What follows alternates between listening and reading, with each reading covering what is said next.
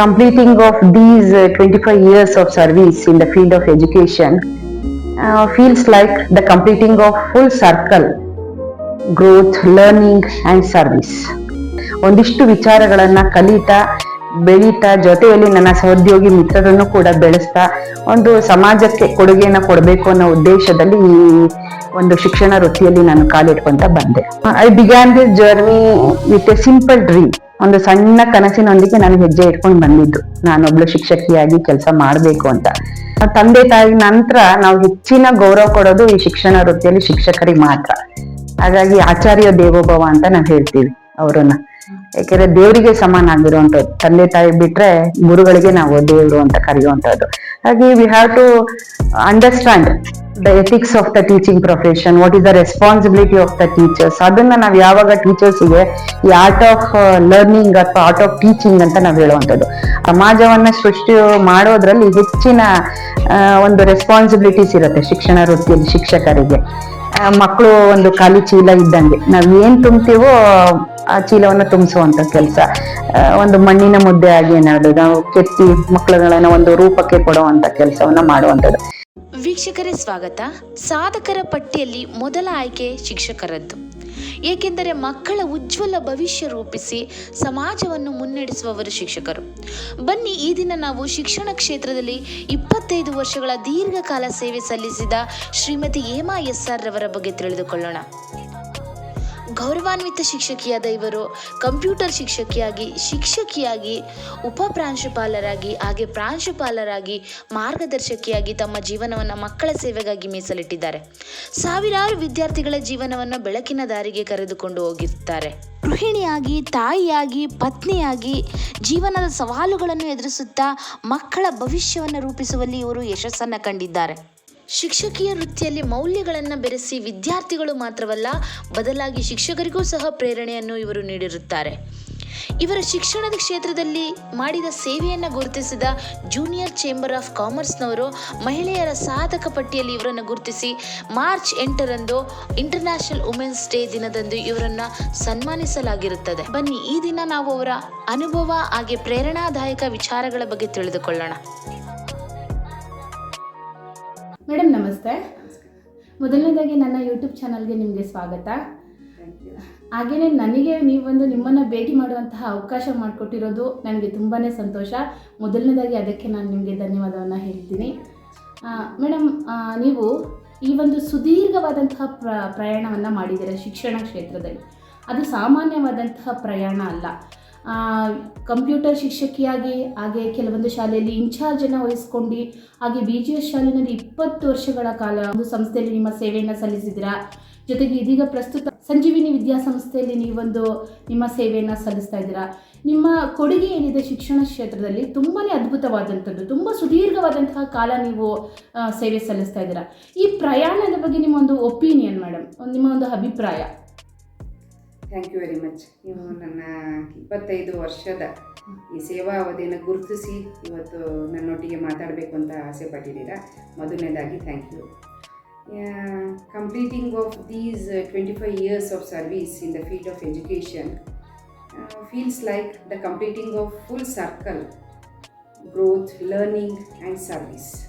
ಏಕೆಂದರೆ ಒಂದು ಸೇವಾ ಕ್ಷೇತ್ರದಲ್ಲಿ ನನ್ನ ಶಿಕ್ಷಣ ವೃತ್ತಿಯಲ್ಲಿ ಬರೀ ನಾನು ಪ್ರೊಫೆಷನ್ ಟೀಚಿಂಗಿಗೆ ಮಾತ್ರ ಮೀಸಲಾಗಿದ್ದರೆ ಒಂದು ಜೀವನದ ಪರಿಪೂರ್ಣ ಅಂತ ಹೇಳುವಂಥದ್ದು. ನನ್ನನ್ನು ನಾನು ಕೂಡ ಇನ್ಕಲ್ಕೇಟ್ ಮಾಡ್ಕೊತ, ನನ್ನನ್ನು ನಾನು ಬೆಳೀತಾ, ಒಂದಿಷ್ಟು ವಿಚಾರಗಳನ್ನು ಕಲಿತಾ ಬೆಳೀತಾ, ಜೊತೆಯಲ್ಲಿ ನನ್ನ ಸಹೋದ್ಯೋಗಿ ಮಿತ್ರರನ್ನು ಕೂಡ ಬೆಳೆಸ್ತಾ ಒಂದು ಸಮಾಜಕ್ಕೆ ಕೊಡುಗೆಯನ್ನು ಕೊಡಬೇಕು ಅನ್ನೋ ಉದ್ದೇಶದಲ್ಲಿ ಈ ಒಂದು ಶಿಕ್ಷಣ ವೃತ್ತಿಯಲ್ಲಿ ನಾನು ಕಾಲಿಟ್ಕೊತ ಬಂದೆ. I began this journey with A simple dream. ಒಂದು ಸಣ್ಣ ಕನಸಿನೊಂದಿಗೆ ನಾನು ಹೆಜ್ಜೆ ಇಟ್ಕೊಂಡು ಬಂದಿದ್ದು, ನಾನೊಬ್ಳು ಶಿಕ್ಷಕಿಯಾಗಿ ಕೆಲಸ ಮಾಡಬೇಕು ಅಂತ. ನಂತರ over of years this dream developed or expanded into a purpose. ಒಂದು ಉದ್ದೇಶಪೂರ್ವಕವಾಗಿ ಈ ಶಿಕ್ಷಣ ವೃತ್ತಿಯಲ್ಲಿ ನಾನು ಒಂದಿಷ್ಟು ಸಾಧನೆ ಮಾಡಬೇಕು ಅಂತ ಹೇಳಿ ಆ ಒಂದು ಕನಸು ದೊಡ್ಡದಾಗ್ತಾ ಬಂತು. In nurturing the students, not only the students, guiding the fellow teachers and as well as to support the parents also in developing the learning holistic environment. ಒಂದು ಮಕ್ಕಳಿಗೆ ಪರಿಪೂರ್ಣ ವಾತಾವರಣ ಕಲ್ಪಿಸೋದ್ರಲ್ಲಿ ಪೋಷಕರ ಪಾತ್ರ ಕೂಡ ಅಷ್ಟೇ ಮಹತ್ವವಾಗುವಂಥದ್ದು. ಶಿಕ್ಷಕರನ್ನು ಕೂಡ ಒಂದು ರೂಪಿಸುವಂತಹ ಒಂದು ಸಮಾಜ ಅಂತ ಹೇಳಿದ್ರೆ ಅದು ಒಂದು ಶಿಕ್ಷಣ ಕ್ಷೇತ್ರದಿಂದ ಮಾತ್ರ. ಇವು ಎಲ್ಲವನ್ನು ನಾನು ಗಮನದಲ್ಲಿ ಇಟ್ಕೊಂಡಾಗ ನನ್ನ ಕನಸು ಬೆಳೀತಾ ಬಂತು 25 ವರ್ಷಗಳ ಕಾಲ. ಈ ಒಂದು ಸೇವಾ ಕ್ಷೇತ್ರದಲ್ಲಿ ಹಲವಾರು ವಿಚಾರಗಳು ಕೂಡ ಒಳಗೊಂಡಿರುವಂಥದ್ದು. ಮಕ್ಕಳ ಓವರಾಲ್ ಡೆವಲಪ್ಮೆಂಟ್ ಅಂತ ನಾವೇನು ಹೇಳ್ತೀವಿ, ಅವ್ರನ್ನ ಗುರುತಿಸುವಂಥ ಕೆಲಸ ಈ ಶಿಕ್ಷಣ ಕ್ಷೇತ್ರದಲ್ಲಿ ಮಹತ್ವವನ್ನು ಕೊಡ್ತಾ ಬರುತ್ತೆ. ಜೊತೆಯಲ್ಲಿ we have to create a good platform for them. ಅವರಲ್ಲಿರುವಂತಹ ಹಿಡನ್ ಟ್ಯಾಲೆಂಟ್ಸ್ಗಳನ್ನು ಗುರುತಿಸುವಂಥದ್ದು, ಬೆಳೆಸುವಂಥ ಕೆಲಸ ಅದು ನಮ್ಮ ಹೆಗಲ ಮೇಲೆ ಯಾವಾಗಲೂ ಸದಾ ಇರುವಂಥದ್ದು. ಇದೊಂದು ಪ್ರೈಡ್ ಮೂಮೆಂಟ್ ಅಂತಲೇ ಹೇಳುವಂಥದ್ದು. So I feel humblingly a good pride in this situations. ಒಳ್ಳೆಯದು ಮ್ಯಾಮ್, ತುಂಬ ಅದ್ಭುತವಾಗಿ ಹೇಳಿದ್ರಿ. ನಿಮ್ಮ ಒಂದು ಜರ್ನಿಯನ್ನು ತುಂಬ ಸೂಕ್ಷ್ಮವಾಗಿ ನೀವು ಹೇಳ್ತಾ ಬಂದ್ರಿ. ಆದರೆ ಹೆಲ್ಪಿಂಗ್ ನೇಚರ್ ಆಗಿರ್ಬೋದು, ಹಾಗೆ ನೀವು ಅಲ್ಲಿ ನಡೆಸಿದಂತಹ ಒಂದು ವೇ, ಟೀಚರ್ಸ್ಗಳನ್ನು ಟ್ರೀಟ್ ಮಾಡಿದಂತಹ ವೇ ಆಗಿರ್ಬೋದು, ಹೇಳೋದಕ್ಕೆ ಆಗೋದಿಲ್ಲ. ಆ ರೀತಿ ಐ ಕೆನಾಟ್ ಎಕ್ಸ್ಪ್ಲೈನ್ ದಟ್ ಅಂತ ನೀವು ಉತ್ತಮವಾದಂತಹ ಒಂದು ಬಾಂಧವ್ಯವನ್ನು ಸಹ ಶಿಕ್ಷಕಿಯರ ಜೊತೆ ಇಟ್ಕೊಂಡಿದ್ರಿ ಮೇಡಮ್. ಸೊ ನಿಮಗೆ ಸಹಪಾಠಿಗಳ ವರ್ತನೆ ಹೇಗಿತ್ತು ಅವರ? ಶೋರ್, ಯಾಕೆಂದರೆ ನಾನು ಈಗ ಪ್ರಿನ್ಸಿಪಾಲಾಗಿ ಕೆಲಸ ಮಾಡ್ತಾ ಇದ್ದೀನಿ ಅಂದರೆ ನಾನು ನೇರವಾಗಿ ಆ ಜಾಗಕ್ಕೆ ಬಂದಂಥವಳಲ್ಲ. ನನಗೂ ಕೂಡ ಒಂದು ಶಿಕ್ಷಕಿಯಾಗಿ ಕೆಲಸ ಮಾಡಿದಂತಹ ಅನುಭವ ಇರೋದ್ರಿಂದ ನನ್ನ ಸೀನಿಯರ್ಸ್ ಏನು ಹೇಳಿರ್ಬೋದು, ನನ್ನ ಗುರುಗಳು ನನಗೆ ಹಾಕ್ಕೊಟ್ಟಂತಹ ದಾರಿ, the right pathway, how to take every one in all together ಅನ್ನೋ ಹಾಗೆ ಎಲ್ಲರನ್ನೂ ನಾವು ಸರಿದೂಗಿಸುವಂಥದ್ದು, ಎಲ್ಲರನ್ನೂ ಜೊತೆಯಲ್ಲಿ ಹೇಗೆ ನಾವು ಕೆಲಸವನ್ನು ತೆಗೆಯುವಂಥದ್ದು, ಪ್ರತಿಯೊಂದು ಕೂಡ ಕಲಿತಾ ಬಂದು ಆ ಟೀಚರ್ ಆಗಿರುವಂತಹ ಒಂದು ಅನುಭವ ನನಗೆ ಇರೋದ್ರಿಂದ ನಾನು ಈ ಒಂದು ಒಬ್ಬ ಪ್ರಾಂಶುಪಾಲರಾಗಿ ಅಥವಾ ಪ್ರಾಂಶುಪಾಲರಾಗಿ ಕೆಲಸ ಮಾಡಬೇಕು ಅಂತ ಬಂದಾಗ ಆ ಒಂದು ಸಿಚುಯೇಷನ್ ಕೂಡ ನನಗೆ ಗೊತ್ತಾಗುತ್ತೆ. ಆ್ಯಸ್ ಎ ಟೀಚರ್ ಹೇಗಿರುತ್ತೆ ಅವರ ಫೀಲಿಂಗ್ಸು. ಹಾಗಾಗಿ ನಾನು ಆ ಜಾಗದಲ್ಲಿ ನಿಂತು ಅವರನ್ನು ಕೂಡ ನಾನು ಸರಿದೂಗಿಸಿದಾಗ ಮಾತ್ರ ನಾನು ಈ ಒಂದು ಪ್ರೊಫೆಷನಲ್ಲಿ ಪ್ರಿನ್ಸಿಪಲ್ ಆಗಲಿಕ್ಕೆ, ಸಕ್ಸಸ್ ಆಗಲಿಕ್ಕೆ ಕಾರಣ. ಹೌದು ಮೇಡಮ್, ಯಾಕಂದರೆ ನೀವು ಮೊದಲಿಗೆ ಶಿಕ್ಷಕಿ ಆಗಿದ್ದಂಥವ್ರು, ಅದಾದಮೇಲೆ ವೈಸ್ ಪ್ರಿನ್ಸಿಪಲ್ ಆದಂಥವ್ರು, ಅದಾದಮೇಲೆ ಸುದೀರ್ಘ ಕಾಲ ಪ್ರಿನ್ಸಿಪಲ್ ಆಗಿ ಕಾರ್ಯವನ್ನು ನಿರ್ವಹಿಸಿದಂಥವ್ರು. ಅದಕ್ಕೆ ಬೆಲೆನೇ ಕಟ್ಟೋಕ್ಕಾಗೋದಿಲ್ಲ, ಅಂಥ ಮಟ್ಟಿಗೆ ಸೇವೆಯನ್ನು ಸಲ್ಲಿಸಿದ್ದೀರಾ. ಕೆಲವೊಂದು ಪೇರೆಂಟ್ಸ್ಗಳ ಒಪಿನಿಯನ್ ನಾನು ಲಾಸ್ಟ್ ಟೈಮ್ ನಿಮ್ಮ ಶಾಲೆಯಲ್ಲಿ ನಾನು ಅಬ್ಸರ್ವ್ ಮಾಡಿದ್ದೀನಿ, ನನಗೆ ಗೊತ್ತದು. ಯಾಕಂದರೆ ನೀವು ಆ ಶಾಲೆಯನ್ನು ಬಿಟ್ಟು ಬಂದಂತಹ ಸಂದರ್ಭದಲ್ಲಿ ಆ ಮಕ್ಕಳಾಗಿರ್ಬೋದು, ಅಲ್ಲಿದ್ದಂತಹ ಸಹಪಾಠಿಗಳಾಗಿರ್ಬೋದು, ಅಥವಾ ಅಲ್ಲಿದ್ದಂತಹ ಪೋಷಕರಾಗಿರ್ಬೋದು, ನಿಮ್ಮ ಜೊತೆ ಇಟ್ಕೊಂಡಂತಹ ಒಡನಾಟವನ್ನು ಆ ಸಿಬ್ಬಂದಿ ವರ್ಗದವರು ಕಣ್ಣೀರಿನ ಮೂಲಕ ವ್ಯಕ್ತಪಡಿಸಿದ್ರು. ಅದನ್ನು ನೀವು ಯಾವ ರೀತಿ ಹೇಳೋದಕ್ಕೆ ಇಷ್ಟಪಡ್ತೀರಾ? I feel happy for that. ಯಾಕೆಂದರೆ every role has its own challenges and rewards also. ಪ್ರತಿಯೊಂದು ಇಟ್ಸ್ ನಾಟ್ ಈಸಿ. ಅದೇ ಆದಂತಹ ಒಂದು ಸಂದರ್ಭಗಳು ಇರುತ್ತೆ. ಅದನ್ನು ದಾಟಿ ಹೆಮ್ಮಟ್ಟಿ ನಾವು ನಿಂತಾಗ ಮಾತ್ರ ಒಂದು ಈ ಒಂದು ಸಕ್ಸಸ್ ಸ್ಟೇಜಿಗೆ ಬರುವಂಥದ್ದು. ಮೊದಲನೇದಾಗಿ ಫಾರ್ ದ ಟೀಚರ್ಸ್ ಯಾಕೆ ಅಷ್ಟೆಲ್ಲ ನನ್ನನ್ನು ಖುಷಿ ಪಡ್ತಾರೆ ಅಂತಂದರೆ, I always motivated and support the innovation team work and I help them to the continual learning process. ಅವರಿಗೆ ಸದಾ ಒಂದು ಕಲೀಲಿಕ್ಕೆ ಅಥವಾ ಬೆಳೀಲಿಕ್ಕೆ ಅಥವಾ ಕೆಲಸ ಮಾಡಲಿಕ್ಕೆ ಸಪೋರ್ಟಿಯಾಗಿ ನಾನು ಫ್ರೆಂಡಾಗಿ ನಿಂತಾಗ ದೇ ಫೀಲ್ ಹ್ಯಾಪಿ. ಪೋಷಕರು ಕೂಡ we have to regain the assurance. ಆ ಪೋಷಕರಲ್ಲಿ ಮೇನ್ ಅಂದರೆ they have to trust this process. ಒಂದು ಎಜುಕೇಷನ್ ಅನ್ನೋದು it is a comes under a partnership. ಒಂದು they have not just as a observator. ಅವರು ಒಂದು ಸುಮ್ಮನೆ ದೂರದಲ್ಲಿ ನಿಂತ್ಕೊಂಡು ತಮ್ಮ ಮಕ್ಕಳು ಹೇಗೆ ಆಗ್ತಾ ಇದ್ದಾರೆ ಅನ್ನೋದನ್ನು ಕೇವಲ ನೋಡೋದಲ್ಲ. They have to involve, they have to become to the partners to the institutions. ನಮ್ಮ ಜೊತೆಯಲ್ಲಿ ಆ ಪೇರೆಂಟ್ಸ್ಗಳು ಕೂಡ ಸಪೋರ್ಟ್ ಇದ್ದಾಗ ಅವರಲ್ಲಿ ಬೇಕಾಗಿರುವಂಥದ್ದು ನಂಬಿಕೆ. If that we believe in that, ಅವರ ನಂಬಿಕೆಯನ್ನು ನಾವು ಯಾವಾಗ ಉಳಿಸ್ಕೊಳ್ಳಿಕ್ಕೆ ಪ್ರಯತ್ನ ಮಾಡ್ತೀವೋ, ನಿಜವಾಗ್ಲೂ ಆ ಬಾಂಧವ್ಯ ಬಾಂಡಿಂಗ್ಸ್ ಅಂತ ಏನಿದೆ ಸದಾ ನಮ್ಮೊಟ್ಟಿಗೆ ಜೊತೆಯಾಗೇ ನಿಲ್ಲುವಂಥದ್ದು. ಆ ಒಂದು team work, I frame the work between the 3 persons ಅಂತ ಹೇಳುವಂಥದ್ದು. ವಿದ್ಯಾರ್ಥಿ, ಶಿಕ್ಷಕ ಹಾಗೂ ಪೋಷಕರು, ಈ 3 ನಡುವೆ I became the bridge. So it's very easy to tackle one and each other for this institution. ಹೌದು ಮ್ಯಾಮ್, ಅದು ನಿಜ. ಯಾಕಂದರೆ ಎಲ್ಲ ಪೇರೆಂಟ್ಸ್ಗಳು ಒಂದೇ ರೀತಿ ಇರೋದಿಲ್ಲ. ಸಾಕಷ್ಟು ವಿದ್ಯಾರ್ಥಿಗಳು ನಿಮ್ಮ ಬಳಿ ಕಲಿತಾ ಇರ್ತಾರೆ, ಸ್ಟೂಡೆಂಟ್ಸ್ಗಳು ನಿಮ್ಮ ಅಂಡರ್ನಲ್ಲಿ ಇರ್ತಾರೆ, ಶಿಕ್ಷಕಿಯರಾಗಿರ್ಬೋದು, ಮತ್ತು ಪೇರೆಂಟ್ಸ್ಗಳು ಅಷ್ಟೇ. ಒಬ್ಬರು ಸ್ಮೂತ್ ವೇನಲ್ಲಿ ಮಾತಾಡಿದ್ರೆ ಇನ್ನೊಬ್ಬರು ಹಾರ್ಡ್ ವೇನಲ್ಲಿ ಮಾತಾಡ್ತಾರೆ. ಸೊ ನೀವು ಅದನ್ನು ಮೇಂಟೈನ್ ಮಾಡುವಂಥದ್ದನ್ನು ಹೇಗೆ ಶ್ಯೂರ್ಲಿ. ಯಾಕೆಂದರೆ when I step in to this education field, ನಾನು ಮದುವೆ ಆದಮೇಲೆ ನನ್ನ ಈ ಒಂದು ಶಿಕ್ಷಣ ವೃತ್ತಿಗೆ ಬಂದಿರುವಂಥದ್ದು. So when usually the married women will learn the patience, balancing both the family as well as the profession life ಅಂತ ಹೇಳುವಂಥದ್ದು. ಯಾವಾಗ ಹೆಣ್ಮಕ್ಳಿಗೆ ಪೇಷನ್ಸ್ ಬರ್ತದೋ they will easily handle the parents. ಯಾವುದೇ ರೀತಿಯಲ್ಲಿ ಬಂದರೂ ಕೂಡ ನಾವು ನಮ್ಮ ಮುಂದಿರುವಂತಹ ಪೋಷಕರು ನಮ್ಮಲ್ಲಿ ಕಣ್ಣಲ್ಲಿಟ್ಟು ನೋಡಿದಾಗ ನಂಬಿಕೆ ಅಂತ ನಾವು ಯಾವಾಗ ಉಳಿಸ್ಕೊತೀವೋ automatically we will be in ground level. ಆ ರೀತಿಯಲ್ಲಿ ನಾವು ಯಾವಾಗಲೂ ಅವರ ನಂಬಿಕೆನ ಉಳಿಸ್ಕೊಳ್ಳೋದ್ರಲ್ಲಿ ಪ್ರಯತ್ನ ಮಾಡಬೇಕು. ನಾವು ತಾಳ್ಮೆಯಿಂದ ಅವ್ರ ಜೊತೆಲಿ ವರ್ತಿಸಿದಾಗ ಅವ್ರು ಕೇಳೋದೊಂದೇ ದ ಬೆಸ್ಟ್ ಎಜುಕೇಷನ್. ಮಕ್ಕಳಲ್ಲಿ ಏನೋ ಒಂದು we have to make some kind of difference in the young minds. ಅವಾಗ ಮಾತ್ರ ಅವರು ನಮ್ಮ ಜೊತೆಯಲ್ಲಿ ಬಾಂಧವ್ಯನ ಇಟ್ಕೊಳ್ಳಿಕ್ಕೆ ಪ್ರಯತ್ನ ಆಗ್ತದೆ. ಹೌದಾ ಮೇಡಮ್, ಈಗ ಪೋಷಕರ ಬಗ್ಗೆ ಏನೋ ಹೇಳಿದ್ರಿ, ಈಗ ಶಿಕ್ಷಕಿಯರ ಬಗ್ಗೆ ಅಂದರೆ ನಿಮ್ಮ ಜೊತೆಯಲ್ಲಿ ಕೆಲಸ ಮಾಡುವಂತಹ ಸಹಪಾಠಿಗಳ ಬಗ್ಗೆ ನೀವು ಏನು ಹೇಳೋದಕ್ಕೆ ಇಷ್ಟಪಡ್ತೀರಾ? ಯಾಕಂದರೆ ಎಲ್ಲರ ಮೆಂಟಾಲಿಟಿ ಒಂದೇ ಥರ ಇರೋದಿಲ್ಲ. ಕೆಲವೊಬ್ಬರು ಅವರು ತುಂಬ ಸೂಕ್ಷ್ಮವಾಗಿ ತಗೊತಾರೆ, ಕೆಲವೊಬ್ಬರು ನೀವೇನಾದರೂ ಹೇಳೋದನ್ನು ತುಂಬ ಅಗಾಧವಾಗಿ ಅದನ್ನು ಭಾವಿಸ್ತಾರೆ. ಅವ್ರಿಗೂ ಸಹ ಮೇಂಟೈನ್ ಮಾಡೋದು ತುಂಬ ಕಷ್ಟ. ಒಬ್ಬರು ಪ್ರಾಂಶುಪಾಲರಾಗಿದ್ದಾರೆ ಅಂತ ಅಲ್ಲ, ಅದನ್ನು ಮೇಂಟೈನ್ ಮಾಡುವಂತಹ ಜವಾಬ್ದಾರಿ ಏನಿದೆ ಅದು ತುಂಬ ದೊಡ್ಡದಿರುತ್ತೆ. ನೀವು ಇಲ್ಲಿ ಶಿಕ್ಷಕಿಯರನ್ನ ಯಾವ ರೀತಿ ಪರಿಗಣನೆ ಮಾಡ್ತೀರಾ? ಶಿಕ್ಷಕರಿಗೆ ನಾನು ಹೇಳೋದು ಒಂದೇ, ತಂದೆ ತಾಯಿಗೆ ನಂತರ ನಾವು ಹೆಚ್ಚಿನ ಗೌರವ ಕೊಡೋದು ಈ ಶಿಕ್ಷಣ ವೃತ್ತಿಯಲ್ಲಿ ಶಿಕ್ಷಕರಿಗೆ ಮಾತ್ರ. ಹಾಗಾಗಿ ಆಚಾರ್ಯ ದೇವೋಭವ ಅಂತ ನಾವು ಹೇಳ್ತೀವಿ ಅವರನ್ನು. ಏಕೆಂದರೆ ದೇವರಿಗೆ ಸಮಾನ ಆಗಿರುವಂಥದ್ದು. ತಂದೆ ತಾಯಿ ಬಿಟ್ಟರೆ ಗುರುಗಳಿಗೆ ನಾವು ದೇವರು ಅಂತ ಕರೆಯುವಂಥದ್ದು. ಹಾಗೆ we have to understand the ethics of the teaching profession, what is the responsibility of the teachers. ಅದನ್ನು ನಾವು ಯಾವಾಗ ಟೀಚರ್ಸಿಗೆ ಈ ಆರ್ಟ್ ಆಫ್ ಲರ್ನಿಂಗ್ ಅಥವಾ ಆರ್ಟ್ ಆಫ್ ಟೀಚಿಂಗ್ ಅಂತ ನಾವು ಹೇಳುವಂಥದ್ದು. ಅದರ ಟ್ರೈನಿಂಗ್ ಸೆಷನ್ಸ್ಗಳನ್ನು ಕೊಡ್ತಾ ಆ ಟೀಚರ್ಸ್ ಪ್ರೊಫೆಷನಿಗೆ ಏನು ಮಹತ್ವ ಇದೆ ಅದನ್ನು ನಾವು ಮೊದಲನಿಗೆ ಟೀಚರ್ಸಿಗೆ ಅರ್ಥ ಮಾಡಿಸುವಂಥ ಕೆಲಸದಲ್ಲಿ ನಾವು ಹೆಜ್ಜೆ ಹಾಕ್ತಾ ಬರಬೇಕಾಗ್ತದೆ. ಜೊತೆಯಲ್ಲಿ we have to support them. ಅವ್ರಿಗೆ ಯಾವಾಗಲೂ ನಾವು ಇನ್ಸ್ಪಿರೇಷನ್, ಅಪ್ರಿಸಿಯೇಷನ್ನು ಪ್ರತಿ ಟೀಚರ್ಗೂ ಕೊಡ್ತಾ ಬರಬೇಕು, ಸಪೋರ್ಟ್ ಮಾಡಬೇಕು.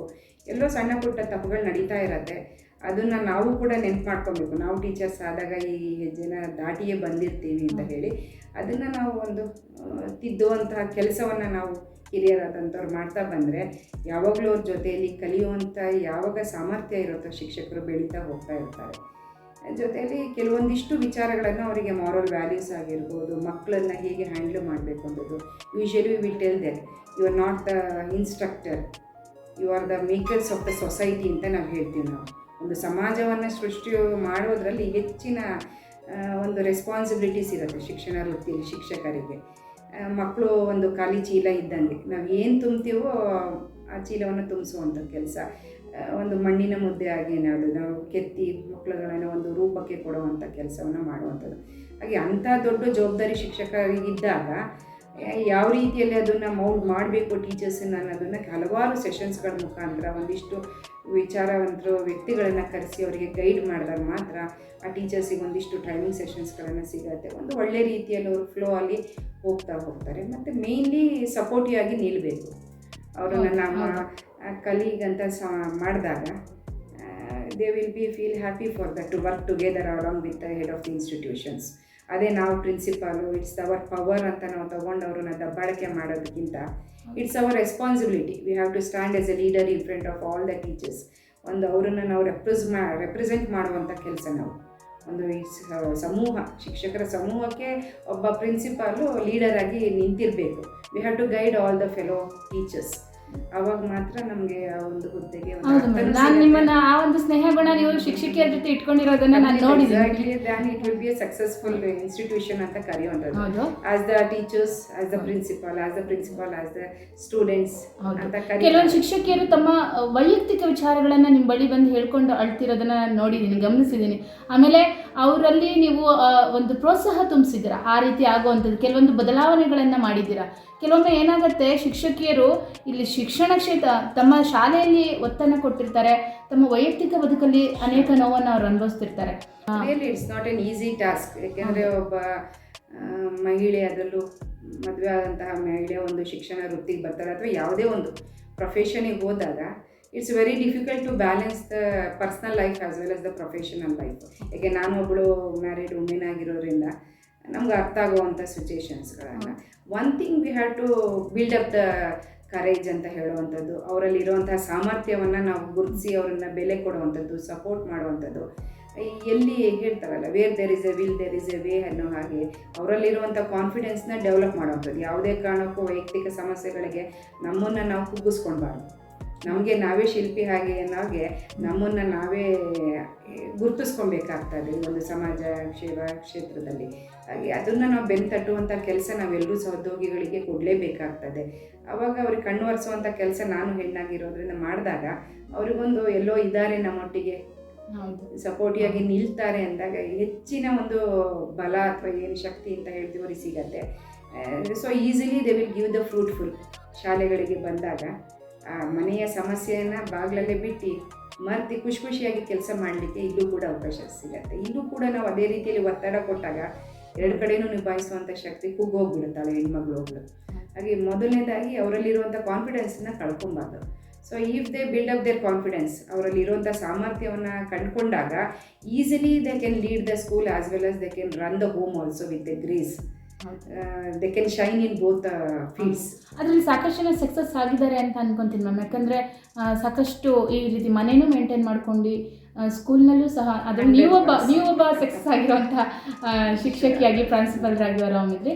ಮೇಡಮ್, ಮತ್ತೊಂದು ವಿಚಾರ ಏನು ಅಂತಂದರೆ, ಈ ಮಕ್ಕಳು ಸ್ಪೆಷಲ್ಲಾಗಿ ಅತಿ ಹೆಚ್ಚು ಒತ್ತನ್ನು ಕೊಡೋದು ನಾವು ಮಕ್ಕಳ ವಿಚಾರದಲ್ಲಿ.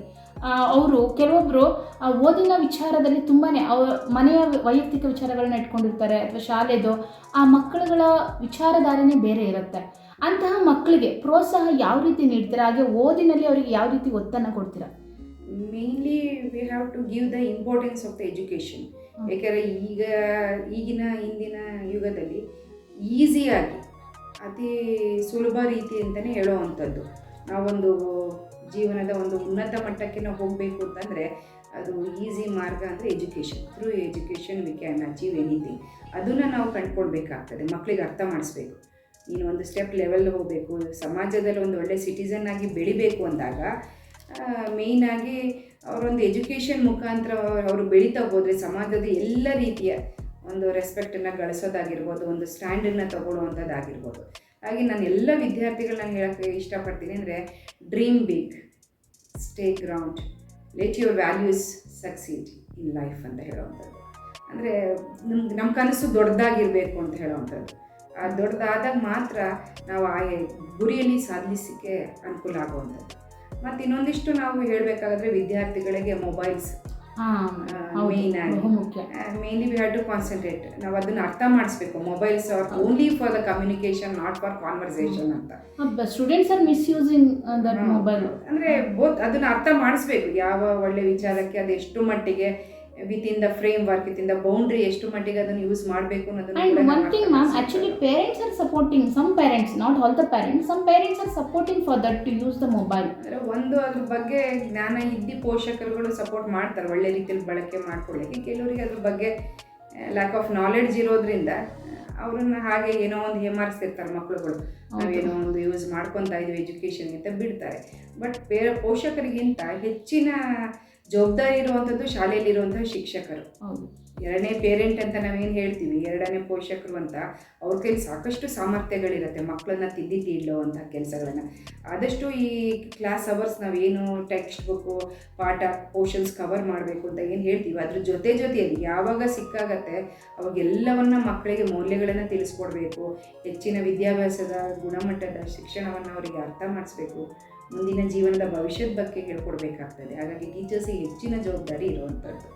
ಹೌದು ಮ್ಯಾಮ್, ಖಂಡಿತವಾಗ್ಲೂ ನೀವು ಹೇಳಿದ್ದು ಸತ್ಯ. ಈ ಮಕ್ಕಳಲ್ಲಿ ಮೊಬೈಲ್ ಅನ್ನುವಂತಹ ಭೂತವನ್ನು ನಾವು ಬಿಡಿಸ್ಬಿಟ್ರೆ ಕರೆಕ್ಟ್. ಯಾಕಂದರೆ ಮೊಬೈಲ್ನ ಯೂಸ್ ಮಾಡಬೇಕು, ಅವರು ಕಲಿಕೆಯಲ್ಲಿ ಅವ್ರು ಇರಬೇಕು. ಈಗೆಲ್ಲ ಎಲ್ಲ ಸೋರ್ಸ್ಗಳು ಮೊಬೈಲಲ್ಲೇ ಸಿಗೋದ್ರಿಂದ ಮಕ್ಕಳುಗಳು ಅಡಾಪ್ಟ್ ಆಗಿಬಿಡ್ತಾರೆ. ಆದರೆ ಅದರಲ್ಲಿ ಹೌದು ಮಿಸ್ಯೂಸ್ ಮಾಡ್ಕೊಬಾರ್ದು ಅಷ್ಟೇ. ಅದನ್ನು ಗಮನ ಕೊಟ್ಟು ಪೇರೆಂಟ್ಸ್ಗಳಾಗಿರ್ಬೋದು ಅಥವಾ ನೀವು ಹೇಳಿದಾಗೆ ಶಿಕ್ಷಕಿಯರಾಗಿರ್ಬೋದು ಎಲ್ಲರೂ ಅದ್ರ ಮೇಲೆ ಅಬ್ಸರ್ವೇಷನ್ ಇಟ್ಟಿರಬೇಕು, ಅವ್ರ ಮೇಲೆ ಅರ್ಥ ಮಾಡಿಸುವಂಥದ್ದು. ಯಾಕೆಂದರೆ ವಿ ಕ್ಯಾನ್ ಮೌಲ್ಡ್ ಎನಿಥಿಂಗ್, ಯಾವ ಶೇಪ್ ಬೇಕಾದ್ರೂ ಕೊಡ್ಬೋದು ಮಕ್ಕಳಿಗೆ. ವಿದ್ಯಾರ್ಥಿ ಜೀವನದಲ್ಲಿ ಒಳ್ಳೆ ದಾರಿಗಾರು ಕರ್ಕೊಂಡು ಹೋಗ್ಬೋದು, ಅದನ್ನು ಅಡ್ಡ ದಾರಿಗೂ ಹಿಡಿಬೋದು. But we have to take. ಅದಕ್ಕೆ ನಾವು ಹೇಳ್ತಾ ಹೋಗ್ತೀವಿ, ಸ್ವಾಮಿ ವಿವೇಕಾನಂದರು ಹೇಳುವಂಥದ್ದು ಆರ್ಟ್ ಆಫ್ ಲರ್ನಿಂಗ್ ಅಂತ ಹೇಳುವಂಥದ್ದು. ಆ ಒಂದು ಅಡಿಯಲ್ಲಿ ಮಕ್ಕಳಿಗೆ ನಾವು ಯಾವ ರೀತಿಯಲ್ಲಿ ಕಲಿಸ್ಬೇಕು ಅನ್ನೋದನ್ನು ಕೂಡ ಸ್ಕಿಲ್ಸನ್ನು ನಾವು ಡೆವಲಪ್ ಮಾಡುವಂಥದ್ದು. ಮಕ್ಕಳಲ್ಲಿ ಶಿಸ್ತನ್ನು ಕಲಿಸುವಂಥದ್ದು ತುಂಬಾ ಇಂಪಾರ್ಟೆಂಟ್ ಆಗಿರುತ್ತೆ. ಜೀವನಕ್ಕೆ ಬೇಕಾಗಿರುವಂಥದ್ದೇ ಶಿಸ್ತು. ಅಥವಾ ಡಿಸಿಪ್ಲಿನ್, ಸೆಲ್ಫ್ ಡಿಸಿಪ್ಲಿನ್ ಅನ್ನೋವಂಥದ್ದು. ಬೆಳಗಿಂದ ಸಂಜೆವರೆಗೂ ನಾವು ಒಳ್ಳೆ ರೀತಿಯಲ್ಲಿ ಜೀವನ ಮಾಡಬೇಕು ಅಂದರೆ ಮಾರ್ನಿಂಗ್ ಎದ್ದಾಗಿಂದನೂ ಶಿಸ್ತು ಬಹಳ important. Especially in the schools ಒಂದು ಡಿಸಿಪ್ಲಿನ್ ಅಂತ ಹೇಳೋದಾದರೆ ಕರಿಕ್ಯುಲಮ್ ವೈಸು ನಾವು ಹಾಗಾಗಿ ಒಂದು ಫ್ರೇಮ್ ಮಾಡ್ತೀವಿ. ಇಂಥ ಸಮಯಕ್ಕೆ ಶಾಲೆ ಬೆಲ್ ಹೊಡೆಯುವಂಥದ್ದು, ಇಂಥ ಸಮಯದಲ್ಲೇ ಇಂಥ ಪೀರಿಯಡನ್ನು ಕ್ಲಾಸ್ ತೊಗೊಬೇಕು, ಇಂಥ ಟೈಮಲ್ಲೇ ಲಂಚ್ ಪೀರಿಯಡ್, ಬ್ರೇಕ್ ಟೈಮಲ್ಲಿ. ಯಾಕೆಂದರೆ ಆ ಒಂದು ಶಿಸ್ತು ತಮ್ಮ ವೈಯಕ್ತಿಕ ಜೀವನದಲ್ಲಿ ಕೂಡ ಅಳವಡಿಸ್ಕೊಳ್ಳೋಕ್ಕೆ ಇಂಪಾರ್ಟೆಂಟ್ ಆಗುತ್ತೆ. ಅಂದರೆ ಯಾವ್ಯಾವ ಸಮಯಕ್ಕೆ ಯಾವ್ಯಾವ ಕೆಲಸವನ್ನು ಮಾಡಬೇಕು ಅನ್ನೋದು ಕೂಡ ಶಾಲಾ ದಿನಗಳಿಂದನೇ ಮಕ್ಕಳಿಗೆ ತಮ್ಮ ಜೀವನದಲ್ಲಿ ಹೇಳ್ಕೊಡುವಂಥ ಮೊದಲನೇ ಹೆಜ್ಜೆ. ಅದನ್ನು ನಮ್ಮ ಮಕ್ಕಳು ಅರ್ಥ ಮಾಡ್ಕೊಂಡು ಸೆಲ್ಫ್ ಡಿಸಿಪ್ಲಿನ್ ಆಗಿ ಬೆಳೀತಾ ಹೋದರೆ ಅದು ನಾಳೆ ಆ ಮಗು ವಿದ್ಯಾಭ್ಯಾಸ ಮುಗಿಸಿ ತನ್ನ ವೈಯಕ್ತಿಕ ಜೀವನದಲ್ಲಿ ಎಲ್ಲೋ ಒಂದು ಕೆಲಸ ಮಾಡ್ತಾ ಇದೆ ಅಂದಾಗ ಅವನೊಂದು ಕೆಲಸ ಮಾಡುವಂಥ ಜಾಗದಲ್ಲೂ ಕೂಡ ಡಿಸಿಪ್ಲಿನ್ ಆಗಿ ಬೆಳೀಲಿಕ್ಕೆ ತುಂಬ ಇಂಪಾರ್ಟೆಂಟ್ ಆಗ್ತದೆ. ಹೌದು ಮೇಡಮ್, ಸತ್ಯ.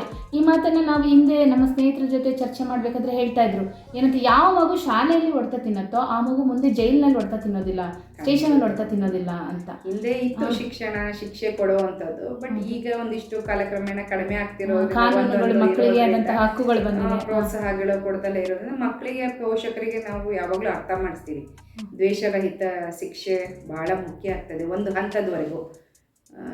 ಹಾಗಾಗಿ ತಿದ್ದಲೇಬೇಕಾಗ್ತದೆ ಒಂದು ಕೆಲವು ಸಂದರ್ಭದಲ್ಲಿ. ನಾಳೆ ಆ ಮಕ್ಕಳು ಬೆಳೆದು ನಿಂತ ಮೇಲೆ ಬಂದು ಹೇಳ್ತಾರಲ್ಲ ಒಂದು ಒಳ್ಳೆ ದಾರಿಯಲ್ಲಿ ನಾವು ಹೋದ್ವಿ ಅಂತ, ಆವಾಗ ನಾವು ಕೊಡುವಂತಹ ಶಿಕ್ಷಣಕ್ಕೆ ಒಂದು ಅರ್ಥ ಸಿಗುವಂಥದ್ದು. ಹಾಗೆ ಒಂದು ಒಳ್ಳೆ ದಾರಿ ನಾವು ಕರ್ಕೊಂಡು ಹೋಗುವಂಥ ಜವಾಬ್ದಾರಿ ಇದ್ದೇ ಇರುತ್ತೆ ಶಿಕ್ಷಣ.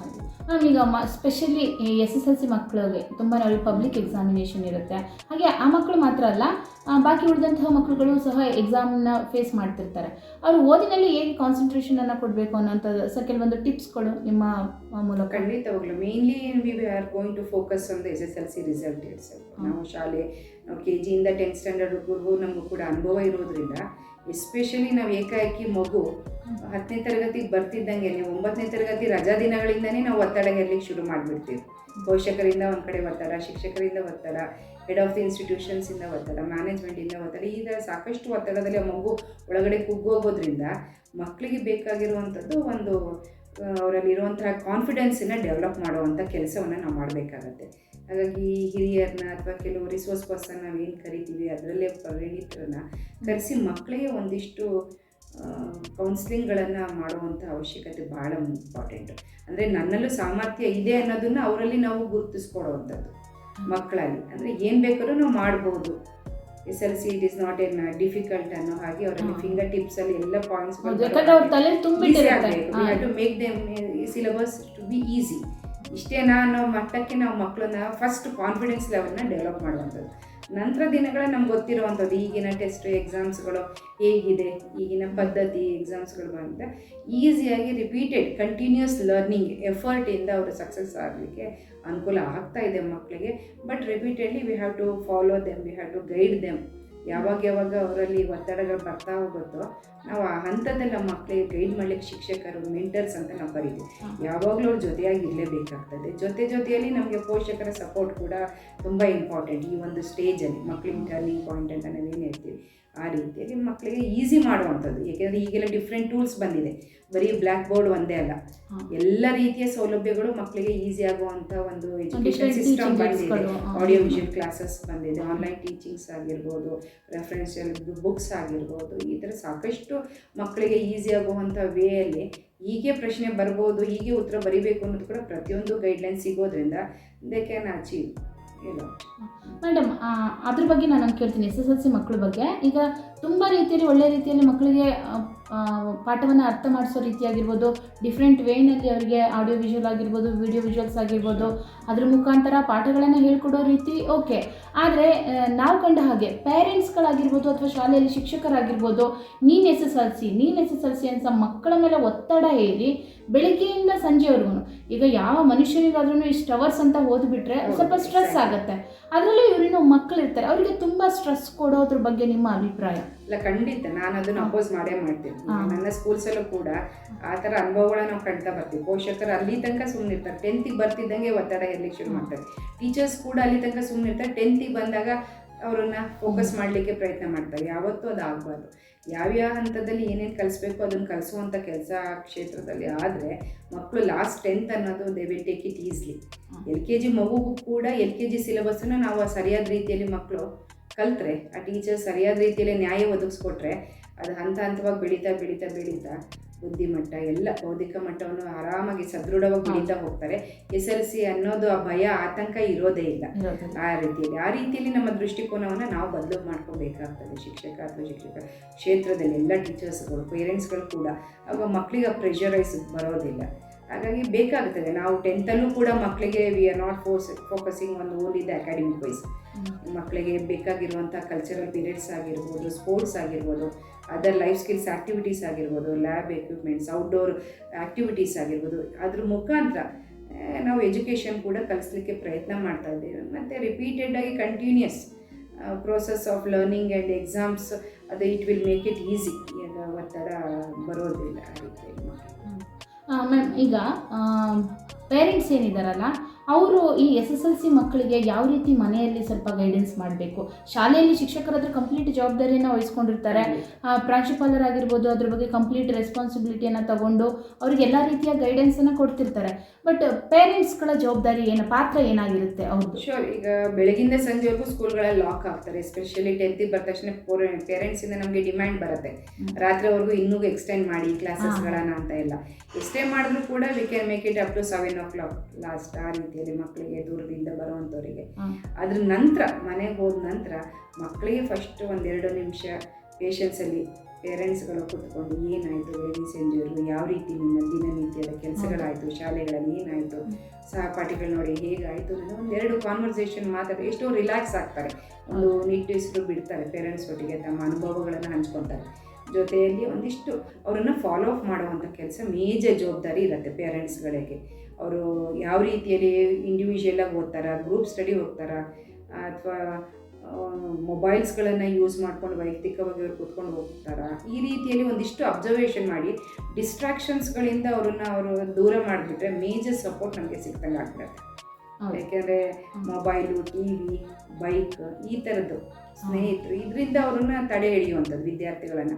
ಅದೊಂದಿಷ್ಟು ಅವ್ರು ಅವಾಯ್ಡ್ ಮಾಡಿಬಿಟ್ರೆ automatically they will focus on the studies. ಯಾಕೆಂದರೆ ಹೆಚ್ಚಿನ ಕಲಿಕೆಗೆ ಸಿಗುವಂಥ ಸಮಯ ಅಂದರೆ ಮನೆಗೆ ಹೋದ ನಂತರವೇ. ಯಾಕೆಂದರೆ ಬೆಳಗಿನ ಸಂಜೆವರೆಗೂ 8 ಪೀರಿಯಡ್ ಇರುತ್ತೆ, 8 ಟೀಚರ್ಸ್ ಬಂದು ಪಾಠ ಮಾಡ್ತಾರೆ, 45 ನಿಮಿಷ ಒಂದಿಷ್ಟು ವರ್ಕ್ಗಳನ್ನು ಕೊಡ್ತಾರೆ, ಪ್ರೆಷರ್ ಇರುತ್ತೆ. ಬಟ್ ಮನೆಗೆ ಹೋದ್ಮೇಲೆ ಏನು ಕಲಿಸಿರ್ತಾರೆ ಆ ಟೀಚರ್ಸ್ಗಳನ್ನು ಒಂದಿಷ್ಟು ರಿಕಾಲ್ ಮಾಡಿಕೊಂಡು ಒಂದಿಷ್ಟು ಅದಕ್ಕೆ ತಯಾರಿ ಮಾಡುವಂಥ ಸಮಯ ಮನೆಯಲ್ಲಿ. ಹಾಗಾಗಿ ಅದೆಲ್ಲ ಡಿಸ್ಟ್ರಾಕ್ಷನ್ಸಿಂದ ಆ ಮಕ್ಕಳನ್ನು ದೂರ ಇಡುವಂಥ ಮೇಜರ್ ಜವಾಬ್ದಾರಿ ಪೋಷಕರಿಗೆ. ಅದೊಂದೇ ನಾನು ಕೇಳ್ಕೊಳ್ಳುವಂಥದ್ದು. ಆಮೇಲೆ ಮೇಡಮ್, ಈ ಮಕ್ಕಳು ಫೇಲ್ ಆಗಿಬಿಟ್ರೆ ಅವ್ರ ಮೇಲೆ ಒತ್ತಡವನ್ನು ಹೇರಿ ಸಾಕಷ್ಟು ಬಾರಿ ಆತ್ಮಹತ್ಯೆಗೊಳಗಾಗಿರೋದೆಲ್ಲ ನಾವು ನೋಡಿದ್ದೀವಿ. ಅಲ್ಲಿ ಟೀಚರ್ಸ್ ಆಗಿರ್ಬೋದು ಅಥವಾ ಅಕ್ಕಪಕ್ಕದವ್ರಾಗಿರ್ಬೋದು, ಈ ಮೇನ್ಲಿ ಮನೇಲಿ ಏನಾಗುತ್ತೆ ಅಂತಂದರೆ ಅಕ್ಕಪಕ್ಕದವ್ರ ಕಾಟಕ್ಕೆ ಮಕ್ಕಳಿಗೆ ಫೋರ್ಸ್ ಮಾಡ್ತಾರೆ, ಮಾಡಿಬಿಟ್ಟು ತೊಂದರೆ ಮಾಡ್ತಾರೆ. ಅಂಥ ಪೇರೆಂಟ್ಸ್ಗಳಿಗೆ ಏನು ಹೇಳೋದಕ್ಕೆ ಇಷ್ಟಪಡ್ತಾರೆ? ಹಾಗೆ ಮಕ್ಕಳುಗಳಿಗೂ ಸಹ ಆ ರೀತಿ ಮಾಡ್ಕೊಬಾರ್ದು. ಮಾರ್ಕ್ಸ್ ಕಡಿಮೆ ಬಂದರೆ ನಾವು ಫೇಸ್ ಮಾಡುವಂಥ ಅನೇಕ ಅವಕಾಶಗಳಿರುತ್ತೆ. ಅಂಥ ಮಕ್ಕಳಿಗೆ ನೀವು ಏನು ಹೇಳೋದಕ್ಕೆ ಇಷ್ಟಪಡ್ತೀವಿ? ನಮ್ಗೆ ಗೊತ್ತಿರೋ ಹಾಗೆ ಸೈಂಟಿಫಿಕಲ್ ನಾವು ಹೇಳ್ತೀವಿ, ಎಲ್ಲ ಮಕ್ಕಳು ಒಂದೇ ರೀತಿಯ ಬೌದ್ಧಿಕ ಮಟ್ಟ ಇರುವಂಥ ಮಕ್ಕಳುಗಳೇ ಇರ್ತಾರೆ.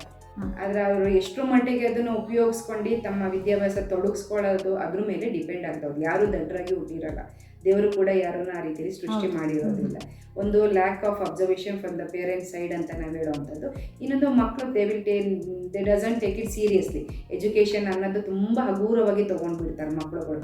ಮುಂದೆ ಹೋದ್ರೆ ಆಯಿತು, ನೆಕ್ಸ್ಟ್ ಹೋದ್ರೆ ಆಯಿತು, ಈ ರೀತಿ ಎಲ್ಲ ಹಗುರವಾಗಿ ತೊಗೊಳೋದ್ರಿಂದ ಮಕ್ಕಳಿಗೆ ಮೇಯ್ನಾಗಿ ಪೇರೆಂಟ್ಸ್ಗಳಿಗೆ ನಾವು ಹೇಳುವಂಥದ್ದು, don't do any kind of comparisons. ಯಾಕೆಂದರೆ ಒಂದು ಮಗುಗೆ ಒಂದು ಸಾಮರ್ಥ್ಯ ಇದ್ದರೆ ಇನ್ನೊಂದು ಮಗುಗೆ ಇನ್ನೊಂದು ಸಾಮರ್ಥ್ಯ ಇರುತ್ತೆ, ನಾವು ಗುರುತಿಸ್ಬೇಕಾಗ್ತದೆ. ನನ್ನದೇ ಆದಂಥ ಒಂದು ಅನುಭವದಲ್ಲಿ ಒಂದು ಮಗು ಫೇಲ್ ಆಗ್ತಾಯಿತ್ತು. ಅದು ತುಂಬ ಚೆನ್ನಾಗಿ ಡ್ರಾಯಿಂಗ್ ಬರಿತಾಯಿತ್ತು. ಪೇರೆಂಟ್ಸ್ ಬರೋದು, ಅವ್ರಿಗೆ ಒತ್ತಡ ಹಾಕೋದು, ಮಗುಗೂ ಒತ್ತಡ ಹಾಕಿ ಸುಮಾರು ಕ್ರಿಟಿಕಲ್, ಸೂಸೈಡ್ ಮಾಡ್ಕೊತೀನಿ ಆ ರೀತಿ ಲೆವೆಲಿಗೆಲ್ಲ ಹೋಗೋದು. ಆವಾಗ ನಾವು ಆ ಮಗುವಲ್ಲಿ ಇರುವಂತಹ ಸಾಮರ್ಥ್ಯವನ್ನು ಗುರುತಿಸಿದಾಗ ತುಂಬ ಚೆನ್ನಾಗಿ ಡ್ರಾಯಿಂಗ್ ಬರೀತಾನೆ. ಅದಕ್ಕೆ ಈಗಿನ ಕಾಲದಲ್ಲಿ ಸಾಕಷ್ಟು ಅವಕಾಶಗಳು ಕೂಡ ಇದೆ. ನಾವು ಅದನ್ನು ಬಿಲ್ಡಪ್ ಮಾಡಬೇಕು, ಆ ಕಾನ್ಫಿಡೆನ್ಸ್ ನಮ್ಮ ಮಗುಗೆ. You can achieve. ಇದರಲ್ಲಿ ಮಿನಿಮಮ್ ನೀನೊಂದು ಪಾಸ್ ಆದರೆ SSLC ಈ ಡ್ರಾಯಿಂಗ್ ಸ್ಕಿಲ್ಸಲ್ಲಿ ಏನು ಡೆವಲಪ್ ಮಾಡ್ಕೊತೀಯ, ಜೀವನನ ನೀನು ಸಾಕಷ್ಟು ರೂಪಿಸ್ಕೊಬೋದು. ಅದನ್ನು ಬಿಡಬೇಡ, ಇದು ಬಿಡಬೇಡ, ಎರಡೂ ಕಾನ್ಸಂಟ್ರೇಟ್ ಮಾಡು ಅಂತ ಹೇಳಿ ಆ ಪೋಷಕರನ್ನ ಕರೆಸಿ ನಾವು ಒಂದಿಷ್ಟು ಅವನ ಸಾಮರ್ಥ್ಯವನ್ನು ನೀವು ಬೆಲೆ ಕೊಡಿ, ನೀವು ಫಸ್ಟ್ ಅದನ್ನು ರೆಸ್ಪೆಕ್ಟ್ ಮಾಡಿ ಅವನಿಗೆ ಸಪೋರ್ಟ್ ಮಾಡಿ ಅಂತ ಅವ್ರಿಗೂ ಕೂಡ ನಾವು ಅರ್ಥಿಸಿದಾಗ ಅವ್ನಿಗೆ ಹ್ಯಾಸ್ ಸೆಕ್ಯೂರ್ಡ್ 87% ಇನ್ SSLC. ಅವ್ನಿಗೆ ಈಗ ಒಂದು ದೊಡ್ಡ ಸ್ಥಾನದಲ್ಲಿ ಕೂಡ ಇದ್ದಾನೆ. ನಮ್ಗೆ ಖುಷಿ ಆಗ್ತದೆ ಆ ವಿದ್ಯಾರ್ಥಿಗಳಿಗೆ ಬೆಳೆದು ನಿಂತಾಗ. ಅಂದರೆ ಒಂದು ಮಗುಗೆ ಇನ್ನೂ ಒಂದು ಸಾಮರ್ಥ್ಯ ಇರುತ್ತೆ, ಇನ್ನೊಂದು ಮಗು ಇನ್ನೊಂದು ಸಾಮರ್ಥ್ಯ, ಅದಕ್ಕೆ ನಾವು ಸಪೋರ್ಟ್ ಮಾಡಬೇಕಾಗತ್ತೆ. ಯಾವುದೇ ರೀತಿಯ ಒತ್ತಡಗಳನ್ನು ಹೇರ್ದಲ್ಲಿ ಅವಾಗವಾಗಲೇ ನಾವು ಅಬ್ಸರ್ವ್ ಮಾಡ್ತಾ ಬರಬೇಕು. ಯಾಕಂದರೆ ಪೇರೆಂಟ್ಸ್ಗಳು ಯಾಕಂದರೆ ಒಂದು ಕಂಪ್ಯಾರಿಷನ್, ಒಂದು ನೆಗ್ಲಿಜೆನ್ಸಿ, SLC ಬರೋವರೆಗೂ ಹಾಗೆ ನೆಗ್ಲೆಕ್ಟ್ ಮಾಡಿ ಬಿಟ್ಬಿಡ್ತಾರೆ ಅವರನ್ನು. ಓದು ಅಂತಲೂ ಹೇಳೋದಿಲ್ಲ, ಅಥವಾ ರಜಾ ದಿನಗಳ ಹಾಕ್ಸ್ಕೊಂಡು ಹೋಗೋದು, ಮೊಬೈಲು, ಫ್ರೆಂಡ್ಸ್ ಜೊತೆ ಕಳಿಸೋದು, ಈ ಥರದ್ದು ಎಲ್ಲ ಸನ್ನಿವೇಶ ಆದಾಗ SLC ಬರ್ತಿದ್ದಂಗೆ ಒತ್ತಡ ಹಾಕ್ಲಿಕ್ಕಾಗತ್ತೆ. ಅದನ್ನು ತಡ್ಕೊಳ್ಳೋ ಅಂಥ ಶಕ್ತಿ ಮಗು ಏಕಾಏಕಿ ಬರಲ್ಲ. ಹಾಗಾಗಿ ಸೂಸೈಡ್ ಮಾಡ್ಕೊಳ್ಳೋದಾಗಿರ್ಬೋದು, ಈ ರೀತಿ ಆಗ್ತಾ ಇರುತ್ತೆ. ಮತ್ತು ಇನ್ನೂ ಅಷ್ಟರ ಮೇಲಿಗೂ ಫೇಲ್ ಆಗುವಂಥ ವಿದ್ಯಾರ್ಥಿಗಳಿಗೆ ಸರ್ಕಾರ ಕೊಡ್ತಾ ಇದೆ ಕಾಲಾವಕಾಶಗಳು. ಬರೀ ನಮ್ಮ ಏನು ಜೀವನವನ್ನು ನಾವು ಒಂದೇ ಎಕ್ಸಾಮ್ಸ್ಗಳಲ್ಲಿ ಅಳಿಲಿಕ್ಕಾಗಲ್ಲ, ಸಾಕಷ್ಟು ಜೀವನಕ್ಕೆ ಒಂದು ಅವಕಾಶಗಳು ಕೊಡೋಣ ಅಂತ ಹೇಳಿ 3 types of exams they have given the chance. SLCಯಲ್ಲೂ ಕೂಡ 2ನೇ ಪರೀಕ್ಷೆ 3ನೇ ಪರೀಕ್ಷೆ ಕೂಡ ಕೊಟ್ಟಿರೋವಂಥದ್ದು. ಅಂದರೆ ಸಾಮಾನ್ಯವಾಗಿ ಎಲ್ಲ ಮಕ್ಕಳು ಕೂಡ ಒಂದು ತೇರ್ಗಡೆ ಆಗಲಿ, ಒಂದು ಜೀವನಕ್ಕೆ ಬೇಕಾಗಿರುವಂಥ ಮಿನಿಮಮ್ ಎಜುಕೇಷನ್ನ ಒಂದು ತಗೊಂಡು ಒಂದು ಕಾಲ್ ಮೇಲೆ ಸ್ಟ್ಯಾಂಡ್ ಆಗಬೇಕು ಅನ್ನೋ ದೃಷ್ಟಿಕೋನದಲ್ಲಿ ಈ ರೀತಿಯಲ್ಲಿ ಸರ್ಕಾರವು ಕೂಡ ಕೈ ಜೋಡಿಸ್ತಾ ಇರೋದ್ರಿಂದ ಆ ಥರದ ಸನ್ನಿವೇಶಗಳು, ನೆಗೆಟಿವ್ಸ್ ಎಲ್ಲವೂ ಕಡಿಮೆ ಆಗ್ತಾ ಇದೆ. ನೀವು ಹೇಳೋ ಪ್ರಕಾರ ಒಂದೇ ಎಕ್ಸಾಮ್ ಇಂದ ನೀನು ಸೋತೆ ಅಂತ ಒಪ್ಕೊಂಬೇಡ, ಅವಕಾಶಗಳಿರುತ್ತೆ ಅಂತ. ಹಾಗೆ ಮನೆಯವರು ಸಹ ಸ್ವಲ್ಪ ಒತ್ತಡವನ್ನು ಕಡಿಮೆ ಮಾಡಬೇಕು, ಸಪೋರ್ಟ್ ಮಾಡಬೇಕಾಗ್ತದೆ. ಹೌದು ಮೇಡಮ್, ಒಳ್ಳೆಯದು. ಹಾಗಿದ್ರೆ ನಾವು ಸಾಕಷ್ಟು ಸಾರಿ ಪೇಪರ್ಗಳಲ್ಲಿ ಹಾಗೆ ನ್ಯೂಸ್ ಅನೇಕ ಬಾರಿ ಕೇಳ್ಪಟ್ಟಿದ್ವಿ, ಸೋಷಿಯಲ್ ಮೀಡಿಯಾದಲ್ಲಿ ನೋಡಿದ್ದೀವಿ, ಮಕ್ಕಳುಗಳು ಆತ್ಮಹತ್ಯೆ, ಫೇಲ್ ಆದ ಅಂತ ಹೇಳಿ ಆತ್ಮಹತ್ಯೆ, ಇನ್ನೂ ರಿಸಲ್ಟೇ ಬಂದಿರಲ್ಲ, ಅಷ್ಟರಲ್ಲೆಲ್ಲ ಆತಂಕದಲ್ಲೇ ಆಗ್ಬಿಟ್ಟಿರ್ತಾರೆ. ಅಂಥವ್ರಿಗೆಲ್ಲ ಸ್ವಲ್ಪ ಧೈರ್ಯ, ನಾವು ಜೊತೆಯಾಗಿದ್ದೀವಿ ಅನ್ನೋದನ್ನ ಪೋಷಕರು ಸದಾ ಕೊಡ್ಬೇಕಾಗ್ತದೆ. ಯಾವಾಗಲೂ ಎಂಥ ಸಂದರ್ಭದಲ್ಲಿ ಬಂದಿದೆ ಪರೀಕ್ಷೆ ಆಗೋವರೆಗೂ ತಯಾರಿ ಇರಲೇಬೇಕಾಗ್ತದೆ, ಒತ್ತಡ ಇರಲೇಬೇಕು ಒಂದು. ಬಟ್ ಆದಮೇಲೆ ಔಟ್ಪುಟ್ ಹೇಗೆ ಬರೋದನ್ನು ನಾವು ಖುಷಿಯಾಗಿ ಸ್ವೀಕರಿಸುವಂಥ ಮನೋಭಾವನೆಯನ್ನು ಮಕ್ಕಳಿಗೆ ತಿಳಿಸ್ಕೊಡ್ಬೇಕಾಗತ್ತೆ. ಅದು ಒಂದೇ ಅಲ್ಲ, ಇನ್ನೂ ನಾನಾ ರೀತಿಯ ಜೀವನಕ್ಕೆ ಬೇಕಾಗಿರುವಂಥ ದಾರಿಗಳಿದೆ. ಹೆದರಬೇಡ ಅನ್ನೋದನ್ನು ನಾವು ಕಾನ್ಫಿಡೆನ್ಸ್ನ ಮಕ್ಕಳಿಗೆ ಡೆವಲಪ್ ಮಾಡಬೇಕಾಗ್ತದೆ. ಯಾಕಂದ್ರೆ ಮೇಡಮ್ ಒಂದೇ ಕ್ಲಾಸ್ ರೂಮ್ ನಲ್ಲಿ ಟಾಪರ್ ಸಹ ಇರ್ತಾನೆ, ಈವನ್ ಆವರೇಜ್ ಸಹ ಇರ್ತಾನೆ, ಎಲ್ಲ ರೀತಿ ವ್ಯಕ್ತಿ ಅವರಿಗೆ ಬೇಕಾಗಿರುವಂತಹ ಗುಣಮಟ್ಟದ ಶಿಕ್ಷಣವನ್ನು ನಾವು ಕೊಡಲೇಬೇಕಾಗ್ತದೆ. ಹಾಗೆ ಇತ್ತೀಚಿನ ದಿನಗಳಲ್ಲಿ ಅವರಿಗೆ ಬೇಕಾಗಿರುವಂಥ ಸ್ಕೋರಿಂಗ್ ಗ್ರೂಪ್ಸ್ಗಳನ್ನು ಮಾಡ್ತಾರೆ. ಮಿನಿಮಮ್ ಬಿಲೋ ಆವರೇಜ್ ಅವರಿಗೆ ಏನು ಅರ್ಥ ಮಾಡ್ಕೊಬೇಕು. ಯಾಕೆಂದರೆ ಒಂದು ಮಗು 1 ಚಪಾತಿ ತಿನ್ನುವಂಥಕ್ಕೆ ಸಾಮರ್ಥ್ಯ ಇದೆ, ಇನ್ನೊಂದು ಮಗುವಿಗೆ 4 ಚಪಾತಿ ತಿನ್ನುವಂಥ ಸಾಮರ್ಥ್ಯ ಇದೆ. ಅದನ್ನು ಶಿಕ್ಷಣ ಕ್ಷೇತ್ರದಲ್ಲಿ ಶಾಲೆಗಳಲ್ಲಿ ಟೀಚರ್ಸ್ಗಳು ಕಂಡುಕೊಂಡಾಗ ಅವನಿಗೆ ಎಷ್ಟೆಷ್ಟು ಬೇಕು ವಿಷಯಗಳನ್ನು ತಿಳಿಸ್ಕೊಡ್ಬೇಕಾಗ್ತದೆ, ಎಷ್ಟು ತಯಾರಿ ಮಾಡಬೇಕಾಗತ್ತೆ ಪರೀಕ್ಷಾ ದೃಷ್ಟಿಯಲ್ಲಿ ಅನ್ನೋದು ಕೂಡ ತಯಾರಿ ಮಾಡಿ ಅವನಿಗೆ ಒಂದು ಮಿನಿಮಮ್ ಪಾಸಿಂಗ್ ಲೆವೆಲ್ ಆಗಿರ್ಬೋದು, ಒಂದಿಷ್ಟು ಪರ್ಸೆಂಟೇಜ್ ಫಸ್ಟ್ ಕ್ಲಾಸ್ ಆಗಿರ್ಬೋದು, ಡಿಸ್ಟಿಂಕ್ಷನ್ ಆಗಿರ್ಬೋದು, ಆ ಒಂದು ತಯಾರಿ ಕೂಡ ಬೇರೆ ಬೇರೆ ಡಿಫ್ರೆಂಟ್ ಗ್ರೂಪ್ಸ್ಗಳನ್ನು ಮಾಡಿ ಮತ್ತು ಜೊತೆಯಲ್ಲಿ ಬೇರೆ ಬೇರೆ ರಿಸೋರ್ಸ್ ಪರ್ಸನ್ಸ್ಗಳನ್ನು ಕರೆಸಿ ಒಂದಿಷ್ಟು ತಯಾರಿಗಳನ್ನು ಮಾಡಿ ಇತ್ತೀಚಿನ ದಿನಗಳು ಎಲ್ಲ ಶಾಲೆಯಲ್ಲೂ ಕೂಡ ಒಳ್ಳೆಯ ರಿಸಲ್ಟ್ಸ್ ಬರಲಿಕ್ಕೆ ಅನುಕೂಲ ಆಗ್ತಾ ಇದೆ. ಮೇಡಮ್, ಈಗಿರುವಂತಹ ಪ್ರಸ್ತುತ ಶಿಕ್ಷಣ, ಪ್ರೆಸೆಂಟ್ ಎಜುಕೇಷನ್ ಏನಿದೆ, ಅದರಲ್ಲಿ ಏನಾದರೂ some changes do you need to expect that? ಏನಾದರೂ ಎಕ್ಸ್ಪೆಕ್ಟ್ ಮಾಡ್ತೀರಾ? ಚೇಂಜಸ್ ಅನ್ನೋದಕ್ಕಿಂತ ಇಟ್ಸ್ ಗೋಯಿಂಗ್ ಗುಡ್ ಅಂತ ಹೇಳುವಂಥದ್ದು. ಎಲ್ಲ ಶಿಕ್ಷಣಾರ್ಥಿಗಳು ದೇಶದ ಅಥವಾ ಪ್ರಪಂಚದ ಮೂಲೆ ಮೂಲೆಯಲ್ಲಿ ಯಾವುದೇ ದೇಶದಲ್ಲೂ ಕೂಡ ಒಂದು ಕೆಲಸ ಮಾಡುವಂಥ ಸಾಮರ್ಥ್ಯ, ಬದುಕುವಂಥ ಸಾಮರ್ಥ್ಯ, ಸಾಧಿಸುವಂಥ ಸಾಮರ್ಥ್ಯವನ್ನು ಬೆಳೆಸ್ತಾ ಇದೆ. ಅಂದರೆ they are becoming the global competitiveness. ಆ ಒಂದು ಸಾಮರ್ಥ್ಯ ಬೆಳೀತಾ ಇದೆ. ಎಲ್ಲ ಮೂಲೆಯಲ್ಲೂ ಕೂಡ ನಮ್ಮ ವಿದ್ಯಾರ್ಥಿಗಳು ಅಚೀವ್ ಮಾಡ್ತಾ ಇದ್ದಾರೆ, ಜೀವನ ಮಾಡ್ತಾ ಇದ್ದಾರೆ, ಸಾಧಿಸ್ತಾ ಇದ್ದಾರೆ. ಹಾಗಾಗಿ ಇಟ್ಸ್ ಎ ಗುಡ್ ಗೋಯಿಂಗ್ ಅಂತ ಹೇಳುವ. ಹಳೆಯ ವಿದ್ಯಾರ್ಥಿಗಳು ನಿಮ್ಮನ್ನು ಬಂದು ಮಾತಾಡಿಸ್ತಾರ ಮೇಡಮ್? ಖಂಡಿತವಾಗ್ಲೂ ಮಾತಾಡಿಸ್ತಾರೆ, ನಾನು ನೋಡಿದ್ದೀನಿ. ಫೋನ್ ಕಾಲ್ ಇರತ್ತೆ, ಭೇಟಿ ಆಗ್ತಾರೆ, ವಿಚಾರಿಸ್ತಾ ಇರ್ತಾರೆ, ಏನು ಮಾಡ್ತಾ ಇದ್ದಾರೆ ಅವರು. ನಾವು ವಿತ್ ಪ್ರೌಡ್ ಅಂತ ಹೇಳೋವಂಥದ್ದು ನಮಗೆ ಫೋನ್ ಮಾಡಿ ಹೇಳ್ತಾರೆ, ನಾನು ಈ ರೀತಿಯಲ್ಲಿ ಇದ್ದೀನಿ, ಇಂಥ ಕಡೆ ಇದ್ದೀನಿ. ನಾವು ಶಾಲೆಯಲ್ಲಿ ಹಾಕೊಟ್ಟಂತಹ ದಾರಿಗಳಾಗಿರ್ಬೋದು. ಫಾರ್ ಎಕ್ಸಾಂಪಲ್ ಶಾಲೆಗಳಲ್ಲಿ ಕೆರಿಕ್ಯುಲಮ್ ಜೊತೆಲಿ ಕರಿಕ್ಯುಲರ್ ಆ್ಯಕ್ಟಿವಿಟೀಸ್ ಅಂತ ಹೇಳ್ತೀವಿ. ಈ ಕಲ್ಚರಲ್ ಆ್ಯಕ್ಟಿವಿಟೀಸ್ ಹೇಳುವಂಥದ್ದು ಮಕ್ಕಳಿಗೆ ಒಂದು ಪ್ಲ್ಯಾಟ್ಫಾರ್ಮ್ನ ರೂಪಿಸ್ಕೊಟ್ಟು ಅವರಲ್ಲಿರುವಂತಹ ಒಳ ಸಾಮರ್ಥ್ಯವನ್ನು ಕೂಡ ಹೊರ ಹಾಕಲಿಕ್ಕೆ ಟೀಚರ್ಸ್ಗಳ ಪಾತ್ರ ಮಾಡೋದು ದೊಡ್ಡದಾಗಿರುತ್ತೆ. ಅದರಲ್ಲಿ ಒಂದು ಒಳ್ಳೆ ಗುಡ್ ಡಿಬೇಟರ್ ಆಗಿ ಬೆಳೆದಿರ್ತಾನೆ, ಕ್ವಿಜ್ ಮಾಸ್ಟರ್ ಆಗಿ ಬೆಳೆದಿದ್ದಾನೆ. ಈಗ ಒಂದೊಂದು ನಾನಾ ಕ್ಷೇತ್ರದಲ್ಲಿ ಮಕ್ಕಳು ಬೆಳೆದಾಗ ಹೇಳ್ತಾರೆ, ಈ ಥರ ಒಂದು ಶಾಲೆಗಳಲ್ಲಿ ಒಂದಿಷ್ಟು ಪಾಠದ ಜೊತೆಯಲ್ಲಿ ಅದರ್ ಆ್ಯಕ್ಟಿವಿಟೀಸಿಗೆ ಹೆಚ್ಚಿನ ಮಹತ್ವ ಕೊಟ್ಟಿರೋದ್ರಿಂದ ನಾವು ಈ ರೀತಿಯಲ್ಲಿ ನಮ್ಮ ಆಕ್ಯುಪೇಷನ್ ನಾವು ಈ ರೀತಿ ಸ್ಟ್ಯಾಂಡ್ ಆಗಿದ್ದೀವಿ ಅಂತ ಹೇಳಿದಾಗ ಅದೊಂದು ಖುಷಿಯಾಗುವ ಸಂಗತಿ. ಹೌದು ಮೇಡಮ್, ಯಾವ ಉತ್ತಮವಾದಂತಹ ಬಾಂಧವ್ಯವನ್ನು ನಿಮ್ಮ ಸಹಪಾಠಿಗಳು ನಿಮ್ಮ ಜೊತೆ ಇಟ್ಕೊಂಡಿದ್ರು? ನಾನು ಮೊದಲನೇ ಹೇಳಿದಾಗೆ ಪ್ರಿನ್ಸಿಪಾಲ್ ಅನ್ನೋದು it is not the power, it is the responsibility ಅಂತ ಕರಿತೀವಿ. ಹೆಚ್ಚು ನಾವು ಸ್ಥಾನಕ್ಕೆ ಏರ್ತಾ ಜವಾಬ್ದಾರಿಗಳು ನಮ್ಮ ಹೆಗ್ಲ ಜಾಸ್ತಿ ಬೆಳೀತಾ ಹೋಗುವಂಥದ್ದು. ನಮ್ಮ ಒಟ್ಟಿಗೆ ಎಲ್ಲ ಸಹೋದ್ಯೋಗಿಗಳು ಮಿತ್ರರು ಇದ್ದಾರೆ ಅಂದಾಗ ಪ್ರತಿಯೊಬ್ಬರದ್ದು ಕೂಡ ನಮ್ಮ ಮಕ್ಕಳಾಗಿ ನಾವು ನೋಡಬೇಕಾಗ್ತದೆ. ಒಂದು ಹೆಣ್ಮಗಳಾಗಿ ನನ್ನ ಮಾತೃಸ್ಥಾನದಲ್ಲಿ ನಿಂತು ಅವ್ರನ್ನ ಸಪೋರ್ಟಿವ್ ಕೊಟ್ಟಿರೋವಂಥ ದಿನಗಳಿದ್ದಾವೆ. ಹಾಗಾಗಿ ನಮ್ಮನ್ನು ಹಚ್ಕೊಳ್ಳಿಕ್ಕೆ ಒಂದಿಷ್ಟು ಕಾರಣಗಳಿರುತ್ತೆ. ಮತ್ತು main we have to identify, ಅವರಲ್ಲೂ ಕೂಡ ಎಲ್ಲೋ ಒಂದು ಶಕ್ತಿ ಇರುತ್ತೆ, ಸಾಮರ್ಥ್ಯಗಳಿರುತ್ತೆ, ಅದನ್ನು ಬೆಳೆಸುವಂಥ ಶಕ್ತಿನ ನಾವು ಮಾಡಬೇಕಾಗಿತ್ತು. ಹಾಗಾಗಿ ಈಗ ಖುಷಿ ಆಗತ್ತೆ, ಎಲ್ಲೋ ನಾನು ಮೆಂಟರ್ ಮಾಡಿರುವಂಥ ಟೀಚರ್ಸ್ಗಳು ಅವರಷ್ಟಕ್ಕೆ ಅವರು ಗುರುತಿಸ್ಕೊಂಡು ಬೆಳೆದು ಎಲ್ಲೋ ಒಂದು ಕಡೆ ಲೀಡರ್ಸ್ ಆಗಿ ಬೆಳೀತಿದ್ದಾರೆ ಒಂದು ಸಂಸ್ಥೆಗಳಲ್ಲಿ ಅಂದಾಗ ನಮ್ಗೆ ಅದು ಸಾರ್ಥಕತೆ ಅಂತ ಅನಿಸುತ್ತೆ. ಮೇಡಮ್, ಈಗ ಪ್ರಸ್ತುತ ನೀವು ವರ್ಕ್ ಮಾಡ್ತಿರೋಂತಹ ಪೇಜಾವರ ಶ್ರೀಮಠ ಅದ ಬಗ್ಗೆ ನಿಮ್ಮ ಒಂದು ಖಂಡಿತ. ಇಲ್ಲಿ ಆ್ಯಕ್ಚುಲಿ ನಾನು ಮೂಲತಃ ಶಿವಮೊಗ್ಗದಲ್ಲೇ ಹುಟ್ಟಿದ್ದು ಬೆಳೆದಿದ್ದು, ಎಲ್ಲವೂ ನನ್ನ ವಿದ್ಯಾಭ್ಯಾಸ ಮತ್ತು ವೈಯಕ್ತಿಕ ಜೀವನ ಪ್ರತಿಯೊಂದು ಅಲ್ಲೇ ಆಗಿರುವಂಥದ್ದು. ಮೊದಲನೇದಾಗಿ ಬಂದಂಥದ್ದು ಈ ಚಾಯ್ಸ್ ಆ್ಯಂಡ್ ಚಾನ್ಸ್ ಅಂತ ಹೇಳ್ತಾರೆ. ನಾವಿಂದು ಶಿಕ್ಷಣ ಕ್ಷೇತ್ರದಲ್ಲಿ ಆಯ್ಕೆ ಮಾಡಿಕೊಂಡೇ ಬಂದಂಥದ್ದು.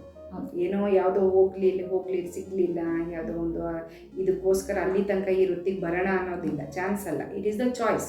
ಈ ವೃತ್ತಿಗೆ ನಾವು ಬರಬೇಕು, ಶಿಕ್ಷಣ ಕ್ಷೇತ್ರಕ್ಕೆ ಶಿಕ್ಷಕಿ ಆಗಬೇಕು ಅನ್ನೋದೇ ನಾವು ಹುಡುಕಿ ಬಂದಿರುವಂಥದ್ದು ಪ್ರೊಫೆಷನ್. ಹಾಗಾಗಿ ತನ್ನಷ್ಟಕ್ಕೆ ತಾನು ಆ ಪ್ರೀತಿ, ಆ ಒಂದು ಟೀಚಿಂಗ್ ಪ್ರೊಫೆಷನಲ್ಲಿ ಬೇಕಾಗಿರೋಂಥ ಮೌಲ್ಯಗಳನ್ನು ಒಂದಿಷ್ಟು ಇಟ್ಕೊಂಡು ಕೆಲಸ ಮಾಡಲಿಕ್ಕೆ ಬಂದಿರ್ತೀವಿ. ಆ ಪ್ರೀತಿಸ್ಕೊಂಡು ಕೆಲಸ ಮಾಡಿದಾಗ ಸಂಸ್ಥೆಯಲ್ಲಿ ಇರುವಂಥ ಯಾವ ಕೆಲಸ ಕೂಡ ನಮಗೆ ಹೊಜೆಯಾಗಿ ಕಾಣೋದಿಲ್ಲ. ಈ ಗಾಡಿ ಕಲಿಯೋರ್ಗೆ ಅಷ್ಟೇ, ಕಲ್ತ ಮೇಲೆ 2 ವೀಲರ್ ಆದ್ರೇನು 4 ವೀಲರ್ ಆದ್ರೇನು ಹಾಗಾಗ್ಬಿಡತ್ತೆ. ಕಲ್ತಾಗ ನಾವು ಒಂದು ಸಂಸ್ಥೆನ 2 ಆದ್ರೂ 3 ಆದ್ರೆ ಏನು ಎಲ್ಲವನ್ನೂ ನಿಭಾಯಿಸುವಂಥದ್ದು ಭೈರವನ ಆಶೀರ್ವಾದದಿಂದ ಮಾಡ್ಕೊಂಡು ಬಂದೆ ನಾನು.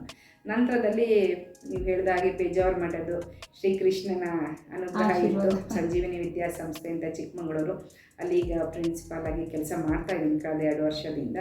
ಅದೇ ರೀತಿಯ ಪೋಷಕರು, ಅದೇ ರೀತಿಯ ವಿದ್ಯಾರ್ಥಿಗಳು, ಅದೇ ರೀತಿಯ ಸಂಸ್ಥೆ, ಅದೇ ರೀತಿಯ ಎಲ್ಲ ರೀತಿ ವಾತಾವರಣ ಇದ್ದೇ ಇರುತ್ತೆ ಎಲ್ಲಾದರೆ ಏನು ಕೆಲಸ ಮಾಡೋರಿಗೆ. ನಮ್ಮ ಎಥಿಕ್ಸನ್ನು ನಾವು ಬಿಡಬಾರ್ದು, ನಮ್ಮ ಡ್ಯೂಟಿನ ಬಿಡಬಾರ್ದು. ನಾವು ಮಕ್ಕಳನ್ನ ಹೇಳಿದ್ವಲ್ಲ, ಅವರು ಒಂದು tomorrow they are the tomorrow's makers of tomorrow ಅಂತ, ಹಾಗೆ ಅವರನ್ನೊಂದು ನಾವೊಂದು ಶಿಲ್ಪಿಯಾಗಿ ರೂಪಿಸುವಂಥ ಕೆಲಸಗಳಿರುತ್ತೆ, ನಮ್ಮ ಜವಾಬ್ದಾರಿಗಳಿರುತ್ತೆ. ಅದು ನಮ್ಮಷ್ಟಿಗೆ ನಾವು ಮಾಡ್ತಾ ಹೋಗಬೇಕಾಗತ್ತೆ ನಮ್ಮ ಸರ್ವಿಸಲ್ಲಿ. ಹೌದು ಮೇಡಮ್, ಕೊನೆಯದಾಗಿ ಈ ಒಂದು ಎಲ್ಲ ವೃತ್ತಿಗಳಲ್ಲಿ ನಮ್ಮ ಶಿಕ್ಷಕ ವೃತ್ತಿಯ ಬಗ್ಗೆ ನಿಮ್ಮ ಅಭಿಪ್ರಾಯ? ಯಾಕಂದರೆ ಇದು ಸಾಮಾನ್ಯ ಸಿಗುವಂಥದ್ದು ನೋಬಲ್ ಪ್ರೊಫೆಷನ್. ಹೌದು, ಇದನ್ನು ನಾವು ಪಡ್ಕೊಂಡಿರುವಂಥದ್ದು ತುಂಬ ಅದೃಷ್ಟ. ಯಾವ ಇದಕ್ಕೂ ಆಕ್ಯುಪೇಷನ್ಗೂ ಸಿಗೋದಿಲ್ಲ ಇಂಥ ಒಂದು ಗೌರವ. ಟೀಚರ್ಸಿಗೆ ಸಿಗೋದು, ಎಷ್ಟೇ ಸಾವಿರ ಸಂಬಳ ಮಾಡಲಿ, ಅದು ಡಸಂಟ್ ಮ್ಯಾಟರ್. ಟೀಚರ್ಸ್ ಅಂದರೆ ಎಲ್ಲರೂ ಕೂಡ ಗೌರವ ಕೊಡುವಂಥದ್ದೇ. ಅದು ನೋಬಲ್ ಪ್ರೊಫೆಷನ್ ತುಂಬ ಇರುತ್ತೆ. ಯಾಕೆಂದರೆ ಒಂದು ಸಮಾಜವನ್ನು ಸೃಷ್ಟಿಸುವಂಥ ಜವಾಬ್ದಾರಿ ಶಿಕ್ಷಕರಿರುತ್ತೆ, ಶಿಕ್ಷಣ ಕ್ಷೇತ್ರಕ್ಕಿರುತ್ತೆ. ಹಾಗಾಗಿ ತುಂಬ ಗೌರವಾನ್ವಿತವಾಗಿರುವಂತಹ ಇದು ವೃತ್ತಿ. ನಾನೆಲ್ಲ ಒಂದು ಕಡೆ ನೋಡಿದ್ದೆ ಮೇಡಮ್, ಏನಂದರೆ ತಾಯಿಗೆ 2 ಅಥವಾ 3 ಮಕ್ಕಳು ಇರ್ತಾರೆ, ಆದರೆ ಶಿಕ್ಷಕಿ ಆಕೆ ಸಾವಿರಾರು ಮಕ್ಕಳ ತಾಯಿ ಅಂತ, ವಿದ್ಯಾರ್ಥಿಗಳ ತಾಯಿ ಯಾಕೆ ಅಂತ.